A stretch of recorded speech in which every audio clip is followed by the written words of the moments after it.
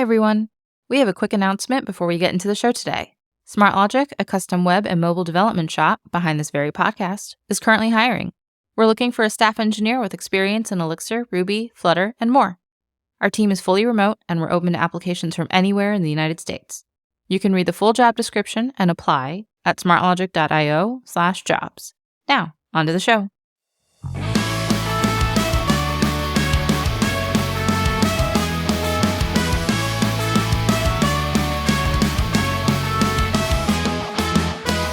Welcome to another episode of Elixir Wizards, a podcast brought to you by SmartLogic, a custom web and mobile development shop.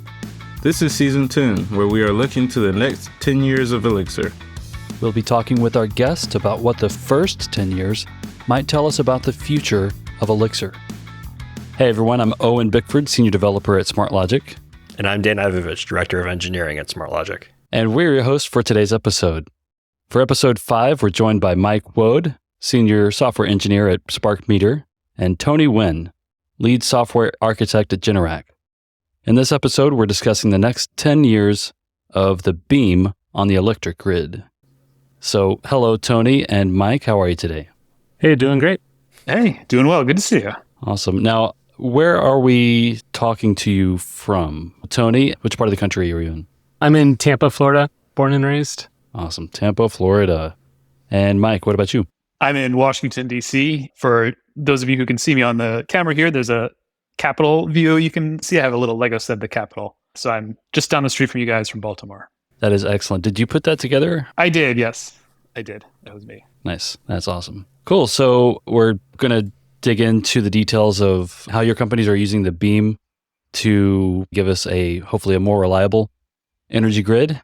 Before we get into that, for introductions here with Tony, we'll start with you. Tell us a little about your background, how you came to kind of get involved with Elixir and the electric grid. Yeah, totally. I've been programming for about 15 years. The first half of that was in the Ruby world. And then the last half, about 8 years, I've been doing Elixir. I was trying to think back what actually brought me into Elixir. And I think it was functional programming in general. I had been a big fan of Gary Bernhardt. He did a talk about functional core and imperative shell, and that started me down the functional rabbit hole. And then coming from Ruby, Elixir was an obvious functional programming language to pick up. So started doing it on the side and eventually got it brought into professional projects. Nice. And Mike, I know I see you frequently at meetups and conferences. Tell us a little about yourself as well. Yeah, sure. I originally went to college for electrical engineering. And as kind of happens, I ended up pretty quickly changing. And my first real job was sort of back-end software engineering. And I've kind of been doing that ever since. Everything from mobile to hospital devices. I worked at a think tank once at one point in DC. And that spanned PHP, Python, Ruby. Read Joe Armstrong's Erlang book early on, and I found it really interesting. And I tried to use it, and like the syntax was kind of clunky to me, and it wasn't easy to get it adopted. But I took away a lot of great lessons from that. And when I saw this position at where I'm at now, SparkMeter, I was really happy to come full circle, both on my degree in electrical engineering and then also on the Erlang and Elixir side of it. Awesome. Sorry to hear you had to move on from PHP and Python. Condolences. Oh yeah, we lament the PHP moving on deeply here. You know, you have to learn how not to do things first sometimes. Yeah, I've worked in the Wild West days of PHP myself for a couple of years, so happy to be in Elixir land these days. And Dan, as we were prepping for this episode, we were thinking through questions and things we'd be asking about here. You've had some interactions with electric grid or just fascination with electronic engineering in general? Yeah, fascination with power, I guess. Fascination with big systems. I did large radar control systems and stuff in a previous job, and I've been exposed to maybe the periphery of these computer controlled systems in various capacities. So super interested to hear how that's playing into what you guys are doing. You know, it's interesting you guys both have some of the textbook transitions into Elixir, right? Like I'm doing one thing and then I read Gary Bernhardt or Joe Armstrong and I'm just like, yeah, all right, now I'm all in and looking for that opportunity to do so. So it sounds like, Mike, you came to this job for Elixir, but Tony, were you saying that you brought Elixir to your job? Yeah, I'd previously worked in Elixir. I actually didn't have any knowledge of the electrical grid coming in to this job. I was looking for Elixir and I was looking for Elm at the same time. This is the number of companies that I know of that did that at the time, just a couple. thankfully land the job here. At the time, we were in Bala and have been acquired by Generac since then. Awesome. My experience with the grid is very limited. I did work at a telecom, not using Elixir, but managing fleets, empowering technicians to manage a fleet of telecom devices. So I can kind of squint my eyes and imagine how some of that might apply to power grid, but we'll get into it. I'm curious, for anyone who's not familiar with SparkMeter, can you tell us a little bit about SparkMeter? What's the elevator pitch and what's the kind of problems that SparkMeter is solving? Sure, happy to. We have a really great sentence or two on our website, which totally escapes my mind. But I'm going to give you kind of the way I describe it, which is we kind of do three things. We make and sell smart electrical meters. So those will collect energy consumed, voltage, current, all that kind of stuff, transmit that wirelessly. It can receive data and do a couple things on the meter side as well. So that's kind of the first component, is this hardware component. The second is this software as a service to manage your grid. And a large chunk of that is also managing billing. And so that's the part that I work on the most. So that is communicating with these meters to get the data up to the cloud to our partners. So we provide this service to grid operators. Part of that is just getting that data to them. And then another large part of that is managing. So we operate in a lot of emerging markets, so primarily Africa, but really around the world. It's something like 30 or 50 countries we're in. So prepaid billing is very popular in these markets, and it's something people are very familiar with. And it's really a great model for both our grid operators and for the end customer. So a large chunk of the SaaS portion is managing various prepaid billing models related to how people are consuming electricity. And then the third, we also offer some analytics. I don't work on that part as much, so I'll leave that be, but we have some pretty cool stuff coming out there. More on our website, or maybe, who knows, I'll be talking about this in the future, but that's the gist of kind of what we do. Awesome. So when we think of Internet things, SparkMeter is the Internet of meters, kind of? Yeah. All right. Awesome. I think when I'm driving around, I see a Generac generator every once in a while. So that's my introduction to Generac, but I'm sure there's a lot more to it than that. Tony, what is Generac? Yeah, absolutely. So we're traditionally a generator manufacturer. It's been around for something like 80 years, maybe. Don't quote me on it. But the leadership at Generac realizes that the clock is ticking on combustible engines to drive power onto the grid. We know in California and other places, it's just not going to be possible soon to be doing that. And so they're looking to transition into new technologies to be able to provide that resiliency back onto the grid. And so as our former company being acquired, what we do basically is capture flexibility in the grid and be able to give grid operators the power to harness that when they need to.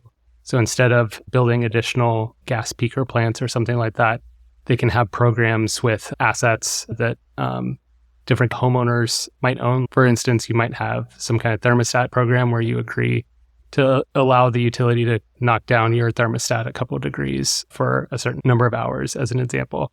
But we're basically a platform that can take all kinds of different assets. So it might be thermostats. Ecobee is a part of Generac now, for example.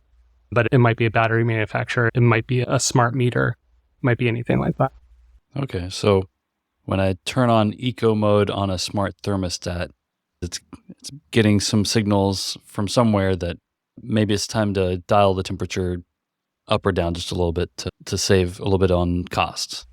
Right. And in aggregate, that can be huge for the grid at that moment. Interesting. And I imagine grid support also is increasingly relying on batteries and other types of backup power. Yeah, batteries are awesome, right? Because there's always capacity in there and you can plan. You can go ahead and do some pre-charging when there's lots of capacity. So as much as providing additional capacity is certainly an issue, as we get more and more solar penetration, we see in places like Australia where they have overproduction kind of all the time, and you don't want that falling on the floor. So if we're able to capture that and use that at other times, it's really powerful. Right on. So I'm kind of curious. Of course, we're an Elixir podcast. I love Elixir. I'm pretty sure Dan loves Elixir, and I think you guys are probably also at least somewhat fond of Elixir. But Elixir hasn't won the world on everything yet. What's the more common tech stack? What are people in the grid space more commonly using? I don't really go to the conferences where I would meet those folks. I think I'm stuck in Elixir land. My general impression is probably C or C++, but I don't really have the expertise to speak to that. That's my general assumption. Not being in the system, it sounds right to me. What about you, Tony? Yeah, I would say the typical setup is pretty atypical. And a lot of that is there's been a lot of growth within the last few years. And so there's a lot of different startups making different bets on different technologies based on what they feel like is valuable on the grid. Like we are valuing concurrency and reliability. As a result, we're choosing Elixir. There's other places that are saying the cloud's the future. What's the most cloud native language that we can use and get developers in? And so they're doubling down on that. Obviously, a little bit of a different space in the hardware world, like Mike's talking about, but it's pretty across the board what kind of languages we end up running into and integrating with. Are you seeing that cause integration issues and things when most people probably think about their power supply, their company, the outlets, everything, it all feels pretty antiquated and not necessarily on the cutting edge. I think about these old command and control systems and things like that really weren't designed for or made to be secure with cloud infrastructure. And you hear fear mongering around the cloud and the grid.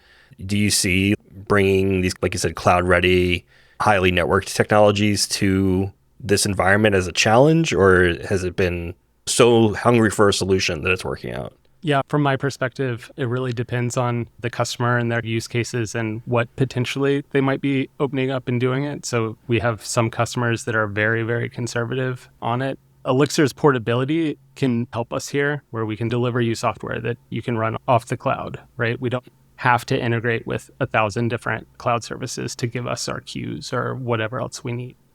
So that's been really powerful for us. There are certainly very conservative organizations. There are more organizations that are more cutting edge.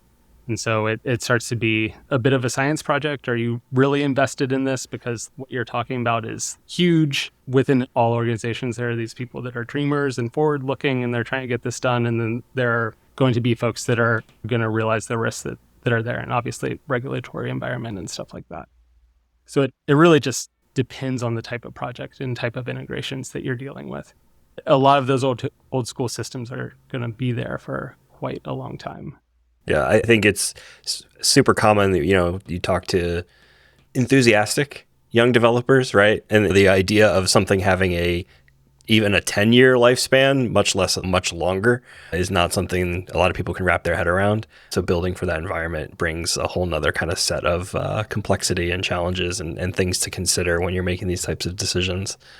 How about you, Mike? Anything with your customers, anything you can share as far as what it's like trying to bring this technology to that space? Yeah, it's interesting because we are kind of all over the map, literally. We do have some relationships in the US and then in the rest of the world. And technological sophistication really can vary, where there are still plenty of places in the US doing some processes by spreadsheet. And you just think it's crazy that people haven't digitized this, or they just don't know certain metrics about their business. I don't know how that breaks down as a technology problem. Almost anything is better than that. But also, like, a spreadsheet works pretty well. And these are conservative industries, and you want something that works. And I think there's a lot to do with something that someone can understand. You just have to put out something that's better than the process people have now. And you can talk up your tech stack or whatever all day long. But you need to have results. And I think you need probably some sort of history of we've been around for some amount of time. Our CTO has been in the business for a while. He's been with the company for a while, but he was kicking the tires on the Elixir side of it. And I said to him, you may not have heard of Elixir, but it's Erlang and it's the beam underneath. This isn't new technology. This is something that's been around a while. One of our team members comes from the defense industry, and they were doing Elixir stuff. People hear Elixir, they think, oh, it's new. But no, this is built on just really, really proven, very solid fundamentals. It's so helpful to have that narrative when you're talking to folks too, to say the telecom industry was built on this. This was the use case. You're familiar with it. We have case studies from it. We're able to harness in, this is tried and true, battle tested, but also be on the cutting edge of what's going on in new software patterns. So it really feels like the best of both worlds here. Right. So the history of the beam is a big deal then for you. And Tony, you mentioned specifically, if I'm a reluctant to embrace the cloud company and someone offers me a single binary that kind of has all those microservices rolled in, like you said, you don't have to bring a separate queuing solution, all these things, like there's an advantage. I was curious, are there any other OTP beam features that help you sell it beyond those two big ones? I would say the reliability, the concurrency as a first-class citizen and how we're delivering and writing our software, the ability to spin up clustered instances of these things to horizontally scale to the need. Because a lot of these things at one moment might be not consuming very much at all, but then there's an issue on the grid and you need to be able to react quickly to that and scale up to it. Those are the kinds of things that I think about when you're trying to sell that to an organization. Are you saying that something might go wrong? Like some machines might go down and you might not expect that? Absolutely. Some of the other OTP features that, of course, I'm in the web-facing world most days. So I'm typically thinking of caching and using ETS, and maybe someday I'll have an app that gets hot reloaded. Are you using some of these other features like hot reloading or ETS, amnesia, DES, or anything like that? Yes. So we make pretty heavy use of ETS for caching data in our apps. We're not using the hot reloading feature. We're basically using Docker containers and then having a blue-green handoff of the state as we're upgrading. And then, Mike, what's the story at SparkMeter? OTP everything or OTP nothing? We OTP a lot. We run Elixir on our... So I didn't mention it, but all these electrical meters talk to a central nerves device. So we run nerves, so Elixir, on a device in the field, which is a whole thing. And then we also run Elixir in the cloud. So the two talk to each other. On the device side of it, having all of these features of being able to do queues and caching if you need it. We use ETS for a couple of things, but of course, ETS is kind of in the background of a bunch of other things. Being able to do everything pretty much in Elixir is really useful. And a lot of these systems, when you have the handoff from one system to another, that is often where you get a lot of weird things. So not having to do that is certainly very helpful. And you get all these other kind of interesting benefits of like firmware size. We're not including Redis or something. So when you go to do a firmware deploy, it's one less thing we have to send to a device. Also, our hardware is single core, but we have this great concurrency model where we don't even have to think about it. Sometimes it's silly, the things I think about, I don't know what this computer thinks we're doing, where we're doing all these things in parallel, but then we're trying to like force single threading sometimes. It's just, it works really great. And kind of like you hinted at, things go wrong or there are always kind of surprises on the device. Elixir really is able to handle spikes in traffic pretty well, or there are a lot of ways to think about how you deal with what your traffic patterns are. You mentioned Redis and firmware. Without Elixir and nerves, can you describe, do you have an idea of what would the alternative be?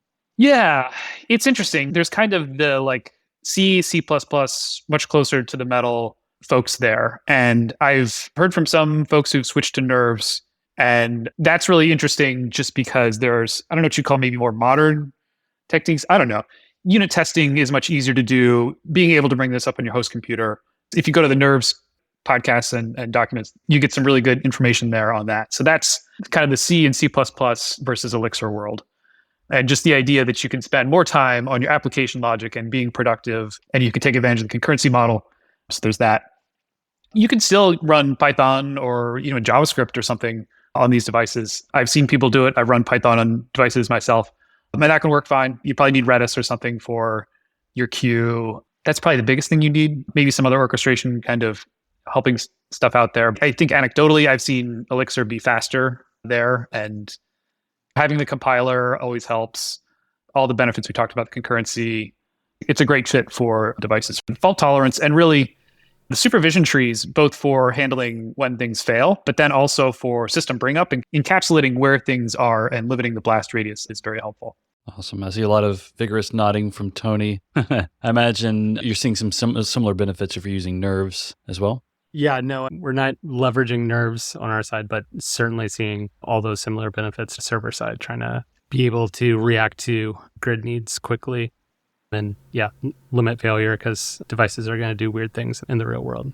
Right. I imagine observability is also, I want to say easier. Maybe it's not easier per se, but maybe you have more flexibility, or maybe it is quicker to get observability into these running systems. Is that fair to say? For us, we've definitely started leveraging a lot of the telemetry hooks that are provided in different libraries now. So that's kind of been huge for us to get reliable metrics on what's happening on our system and not feel like we're getting in the way of our code as we're doing it. So that has been huge from us from a Beam feature set.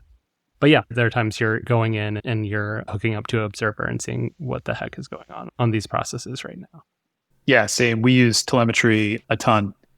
And it kind of speaks to, there are some solutions in the Elixir world that have just kind of won. And that's very nice that there certainly are competing projects for things and competing tools, but OTP gives you great things with registry and ETS.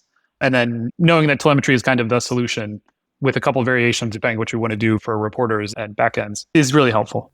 Yeah, Owen and I were just talking about that a bit earlier today, about seeing people move from Bamboo to Swoosh, or in some cases, when we're talking about a solution, there's kind of a moving target. But I think something that I really like about Elixir and OTP in general is that it brings tools that then you can leverage. And I think, Tony, that's kind of what you were saying with it's a good solution because it brings all the tools with it, and we don't have to package other things in there. Mike, I think you're saying similar things from a nerve standpoint. So I think something I'm really curious on, and I think Tony kind of answered this because it sounds like Elixir's not necessarily running on like the battery array that's sitting on the grid somewhere, but more in the cloud. I really want to know, if my grid provider uses either of your company's solution, how close to my house is the Elixir? Is it in the box on the side of my house? Is it on some distribution point? How close can I get the Elixir to where I'm sitting? Can you reach out and touch it? I want to reach out and touch it. Definitely not for our solution, right? We're deploying to your region as close as we can, but we're not necessarily providing this on the device. So Generac, obviously, like I said, Ecobee is a part of this. They were acquired within the past 2 years or something like that. So I don't know what their solution on the hardware side is, but they've been around a while. It's probably not nerves at this point, but at the end of the day, we're integrating to their APIs and sending those messages as quick as we can. And Mike, how close is Elixir to the outside wall of my house? To our customers, we're within a kilometer, I'd say. So very close. That's cool. Unless you live near US East 1 or something, that's probably pretty close to the Elixir compared to most people. Yeah, we are very close to the users of our technology. And, another important thing is one of the nightmares of working in IoT or devices is this truck roll where you just can't contact your device and you have to send someone out. And that can be very expensive. No one wants to do it. And it's still scary, but Elixir and Nerves has given us a lot of ways to kind of prevent that. And that's been a big way to help us sleep at night. Interesting. So are these remote meters connecting, I guess, through wireless cell signal towers, that kind of thing? Or do they have some other kind of connection, if you're allowed to say? Yeah, sure. Definitely. So we have a proprietary mesh wireless protocol that the meters talk to themselves and then eventually talk to this Nerves device. And so the Nerves device talks to those, does its thing, and then it talks typically over cellular to our servers in the cloud. That's the gist. Yeah, the data gets back to home base one way or another. Yep. And so dealing with your device goes offline. Well, why is it offline? Is it because the internet's out? Is it because the power went away? Is it because I wrote some bug 2 months ago that is finally now getting uncovered? Being able to bring this up locally and replay some scenarios or some of the telemetry and monitoring and metrics, that's really helpful for diagnostics. And when you talk about the mesh network of these non-Nerves devices communicating with the Nerves local, we'll call it a hub, I'm curious, what's the scale and volume of data that's being through this, I think you said a single core Nerves device? Do you have an idea of how much data is hitting that machine? Yeah, I do. I have to be careful with numbers, of course, but these can talk to anywhere from tens. It really depends on the installation, from tens of the devices to thousands. And that makes our traffic patterns interesting for a couple reasons, which is we might have a device which is not very busy, but then we have devices which are very busy. You always have to think about your worst case situation and really plan for that. And oftentimes it's maybe not as much the volume, it's our traffic patterns where we typically get this reading data in 15-minute intervals. So 0 minutes on the hour, 15 minutes on the hour, 30, 45, we get a big burst of data. And we're sort of DDoSing ourselves in some ways. We have ways to spread that out when we talk to the meters, but we collect that, we have to process it, and then we're also communicating. So in some ways, we're even just doubling our traffic with trying to send that up as quickly as possible. So that's where things like the scheduler is really nice, where if I know, even if this is coming in, but then the cellular modem needs to have some question or there's some other thing that goes onto the device, like the scheduler will just handle this and make sure everybody gets a reasonable amount of processing time. And then also we use Broadway things with back pressure.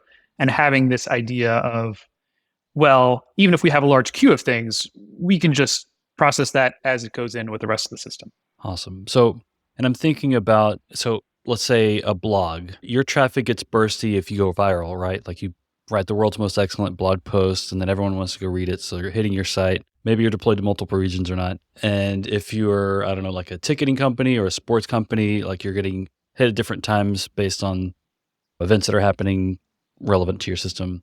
Your companies are more, your traffic seems like it would be more dictated by weather. So let's imagine a storm comes to town and it's rolling through some Generac devices. How is your device network impacted? What do you see through the Elixir system when that happens?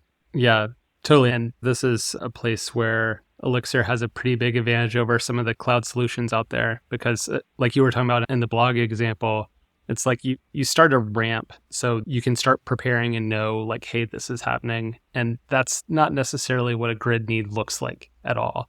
It's like absolutely nothing. There's tumbleweed coming down the fiber. And then all of a sudden we need tons and tons of throughput to get the messages out to all the devices. And it might be really, really quick control. So having a system that can be built for that doesn't have some kind of burst limits and when you can bring up scale, granted, you need to have those servers running and ready to go to be able to handle that. I think it's a pretty big advantage on Elixir being able to handle that kind of scale because the cloud internet isn't really built for that kind of situation. They're more built towards the blog that's picking up speed kind of scenario. All right, Mike, when a storm comes to the SparkMeter mesh, how is your day affected? Good question. For us, it can be something along the lines of we have a couple systems that were offline and all of a sudden they come online. So maybe there was some maintenance done and that was why our devices were offline. So our stuff is probably more human caused or there's internet or device weather patterns, maybe we'll say. But that certainly happens. And like I said, dealing with a lot of the back pressure, Elixir gives us some of that. We put in some things additionally just to make sure that one noisy device doesn't really ruin the party for everybody else.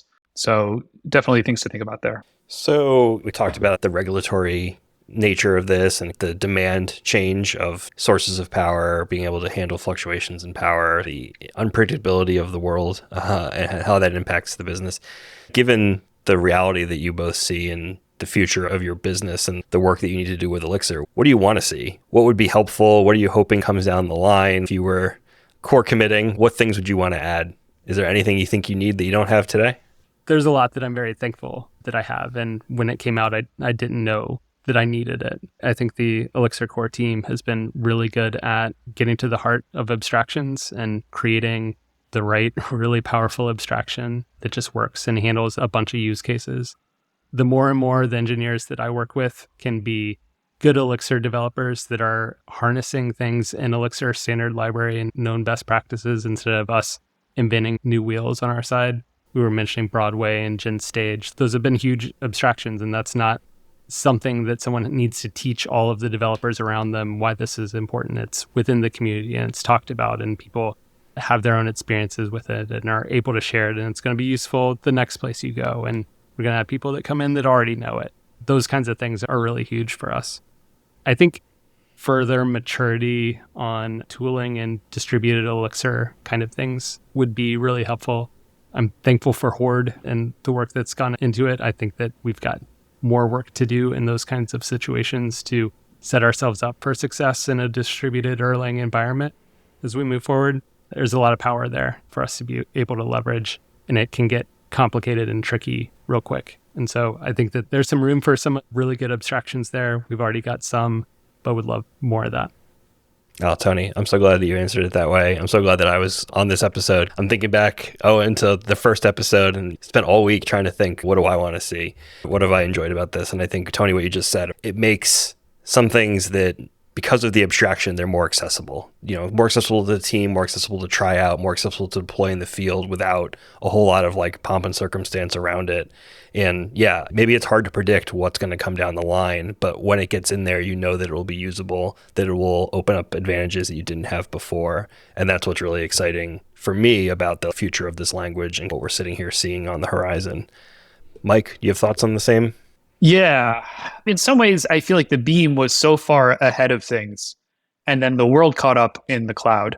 And I think there's still a lot of opportunity to do things in the beam. But the question is always, well, when do you do stuff in the beam versus when do you do stuff with another tool? And I think there's still a lot to be figured out there. Something we also think about is, when do we do something in Elixir versus when do we do it in a more traditional tool? And how do you bring up either people who aren't experienced in Elixir or junior devs? And how do you make this so you don't have to have 5 years of Elixir to understand how something works? And so I think there's a really good balance there. And if you are an expert in Elixir, you say, oh, well, of course, it's just this type of supervisor and this supervision tree here. But to somebody else, they might say, well, why didn't you just use SQS or something? So I think part of it is just getting the patterns of how do things work well in the cloud or on a device, and where is the natural handoff between a lot of capabilities of the beam, or where the beam can really outshine. How do we make sure that we're telling that story? Totally agree there. I like that the core team has embraced these other systems. Like Broadway, we've got a pattern for interacting with SQS. It's like, you want to play with SQS and Elixir? Here you go. Go and do it. So creating those easy and known seams between these tools that are emerging, that have lots of great qualities to them, that we can easily be able to hook into and leverage the best of what's out there. I think that that's huge. So certainly Broadway, we harness some Nebulix, where you can create an adapter basically that says, hey, this day is actually going to be on Redis, but it could tomorrow be in Ets, and it doesn't really matter. We've got a good abstraction between it. We can interact with it. We know what's going on. I think Elixir further embracing all the cool stuff that's going on in the world has been really helpful for us. It's always good to hear. And of course, the season theme for season 10 is, the next 10 years of Elixir. With the grid, in our generation, we're expecting a lot of change to happen over the next 10 years, not only with Elixir, but with the electric grid itself. I'm curious, kind of between both of you, like, what are some ways that you're seeing the grid change and how you think it might change in the next 10 years if we were to come back in 2033? And how Elixir might evolve with the grid as you're using it. I think the biggest thing is that generation is going to be more and more distributed, right? We've been centralized for a long time in our generation of energy for the grid. And so now it's distributed, which is great from a resiliency standpoint. There's not just one big power plant somewhere that's doing it. And obviously the sources of the energy are going to be a lot more healthy for us and further generations. So it's great. But it's a lot simpler problem when you've got like a knob at one place that you can just turn and say, more energy, please. Pump more coal into the furnace or whatever you're doing there. It's a lot more difficult problem. And the grid, hopefully this is obvious from this, it always needs to be in balance. We always have to be producing exactly as much as we're consuming. And so when there's generation that's spread out, it takes some technology solutions to be able to figure out how to make that happen. Yeah, I think Tony hit the nail on the head. We're seeing a change in supply and demand at the same time for decades. And it's very exciting. It was one of the things that really appealed to me about SparkMeter was it was this intersection of energy, developing world, Africa having such a large population growth, and all these changes. As in the developed world, electricity is changing. More and more people additionally are getting access to electricity, and better access to electricity, where there are still plenty of places where it's common to have blackouts through the day. So whether that is some sort of battery technology, which then helps to smooth that out, whether that's additional monitoring to say, hey, your blackouts are caused by this thing over here. It's really a kind of across the board between, we have all the solar and wind, but nowhere to store it. When is this technology coming along? To, we have all these people who are now using electricity. How do we make sure they're getting it and in a way that doesn't increase our emissions? Right on. And I'm also thinking of, in a past life, my concern was mostly, is the line in the air or underground? Because that tells me whether I'm about to have a bad day or not. When I was doing tech support, if the cable was in the ground and a storm would come through in certain parts of the country, that state was going to have no power for a couple of days. And if they were in a more like buried line kind of area, it was usually a little bit more resilient to, any kind of climate events.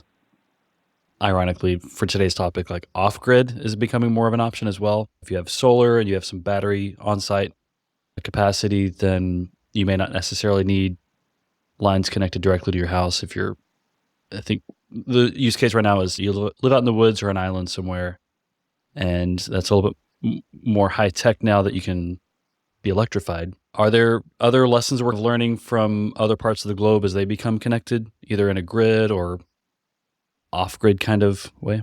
Definitely, as I was talking about solar penetration being a lot ahead of us in Australia and Europe and things like that, dealing with the overgeneration in the middle of the day, having regulations on what to do during those times of the day, because overgeneration is just as big a problem on the grid as not producing enough.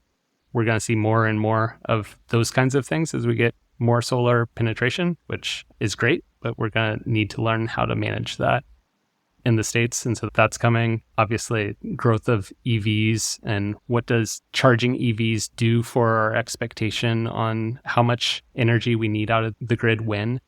How are we going to start thinking about shifting those needs around to be able to better utilize the production that we have? All of those kinds of things are coming.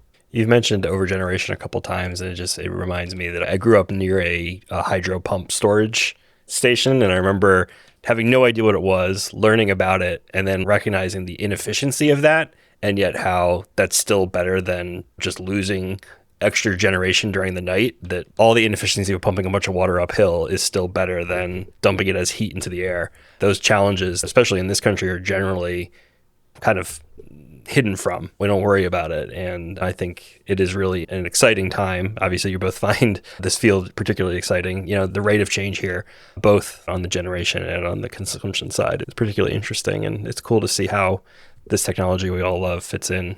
Do you guys have any questions for each other? One of the things, thinking of your use case, Mike, and you talking about the back pressure of telemetry and how you're using GenStage for ingesting that. And it sounds like you can record these and it's important for billing, for reconciliation, maybe at the end of the month or things like that. Kind of curious because we've got a lot of like, hey, we've got to make a decision like a minute ago about what this home needs to be doing. And so a lot of the let's wait and see kind of things, eventually we'll have this data, the eventual consistency kind of stuff. We're willing to push back and have some data we don't care about, it's reporting, we're going to get there. And some data is absolutely like real time, as fresh as we can get it, like we want it. I'm wondering if you have some of those use cases and how you are able to manage the differences between data that's maybe prioritized versus in real time and data that is like reporting and later. Yeah, that is a great question. I think every generation deals with this in IoT software or something and thinks they reinvented solutions, but decisions at the edge and prioritizing data and also just making sure the data gets there reliably, that it gets there in order is incredibly challenging. And so I'd say probably the simplest way to do it is just do as much as you can in the cloud. And I'd say that should be your default. If I can't do this in the cloud, why not? Because if you have to do it closer on the edge, closer to the device, there are absolutely benefits to doing that. But coordinating the consistency, like you mentioned, and getting those messages back and forth becomes much more challenging. That said, we do a lot on the edge, particularly on this device, because we can't always rely on the connectivity. We have sites that are online all the time. We have sites that are offline for hours or for days. And in our case, if someone is over-consuming and they go past their allotted consumption, that's a financial loss for our operators. So it's not really acceptable to do that. So we do a lot of processing on the device to manage that. We pretty much bill as the data comes in. There is an interesting question about, well, why don't you push that further? Why don't you put it on the meter? And that's certainly a very good question. You sort of push the problem somewhere else. It is one spot along the chain where you can do that processing. As far as prioritizing data, we do prioritize what we process. And that also helps us with, we can do stuff in batches, which is always more efficient as well, which is nice. But prioritizing that is difficult because we also have to deal with the connection between the device to the cloud and what do we send first. My general recommendation there would be to split your stuff into streams and just have whatever high priority stream and do that first. And just everything there is the reliable. And then you have I hope it gets there in a reasonable amount of time stream. We also have to deal with the RF communication to these meters and balancing either bad conditions, someone's running all their microwaves or vacuum cleaners and that killed the RF, or we do something that just increases the traffic budget there. So that's been super interesting. I think a lot of these is just being able to, even if you mess something up, it's not the end of the world, but you got to be able to recover. And you also have to think about, well, there was either a gap in data or we lost something. How do we reconcile that and then show it to people in a way that they understand it versus you get like a pixelated version of something, whatever the equivalent of that of your data is. Awesome. Before we unplug and plug it back in for this episode, or that pun failed so bad, we're gonna have to delete that one. Are you trying to power it down? Before we unplug it and plug it back in, yeah, that's not gonna work. Have you tried turning that pun off and on again? All right, now it's got to stay in just because Dan saved it. All right, so before I shame myself with another bad pun, are there any final plugs? I'll start with you, Mike. Do you have any final plugs or asks for the audience with your side projects or SparkMeter? I'd just like to say a big thank you to all the open source contributors. We rely on a ton of that, both on Elixir and certainly on Nerves, and we wouldn't be here without them. So big thanks to everybody there. Yeah, I would definitely echo that. We definitely wouldn't be where we're at as a company. We wouldn't be solving as interesting of problems if we didn't have these really powerful abstractions that we're able to leverage. So super grateful to the community, both for the work of creating them, but also the great work of communicating and building the community of folks that knows how to leverage these tools. I'm right there with you. Awesome. Well, I'm going to go to pun detention, and thank you both for joining us. Thanks for having me. Thanks, Owen. Elixir Wizards is a production of SmartLogic. You can find us online at smartlogic.io, and we're at SmartLogic on Twitter. Don't forget to like, subscribe, and leave a review. This episode was produced and edited by Paloma Pechenek for SmartLogic. We'll see you next week for more on the next 10 years of Elixir.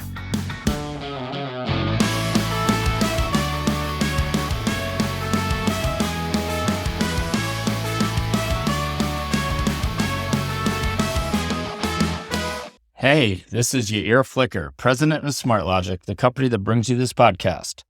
SmartLogic is a consulting company that helps our clients accelerate the pace of their product development.